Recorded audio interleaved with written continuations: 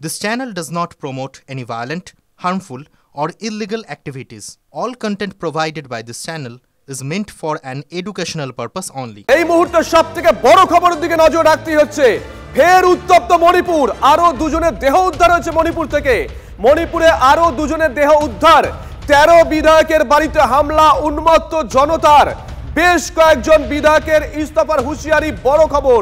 বেশ কয়েকজন বিধায়কের ইস্তফার হুঁশিয়ারি। এখন টলমল মণিপুর সরকার। জ্যোতির্ময় আমাদের সঙ্গে রয়েছেন টেলিফোনে, আমাদের সহকর্মী জ্যোতির্ময়। মণিপুরের সার্বিক পরিস্থিতি জানতে চাইবো সেখানকার সরকারের স্টেবিলিটি।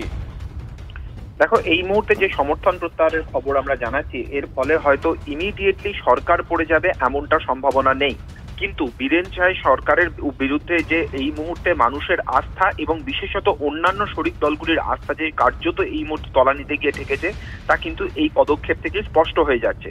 গত কয়েকদিন ধরে যে ছবি আমরা দেখতে পাচ্ছি, মুখ্যমন্ত্রীর আবাস সহ তার বিভিন্ন রিলেটিভ এবং তার পাশাপাশি অন্যান্য বিধায়কদের বাড়ি টার্গেট করছে এই মুহূর্তে বিক্ষোভকারীরা, এবং প্রাণনাশের আশঙ্কায় এই মুহূর্তে তারা অনেকেই মণিপুর ছেড়ে বাইরে চলে গিয়েছে। ফলত সরকারের কাজকর্ম কার্যত এই মুহূর্তে বন্ধ হয়ে গিয়েছে। আর এই পরিস্থিতির মধ্যে আজকে কেন্দ্রীয় স্বরাষ্ট্রমন্ত্রী অমিত শাহ তিনি একটি জরুরি হাই লেভেল মিটিং ডেকেছেন দিল্লিতে। সেই বৈঠকে মণিপুরের পরিস্থিতি কিভাবে নিয়ন্ত্রণ করা যাবে, কি কারণে নতুন করে আবার আগুন জ্বলছে, সেই প্রত্যেকটা বিষয় বিশ্লেষণ করা হবে।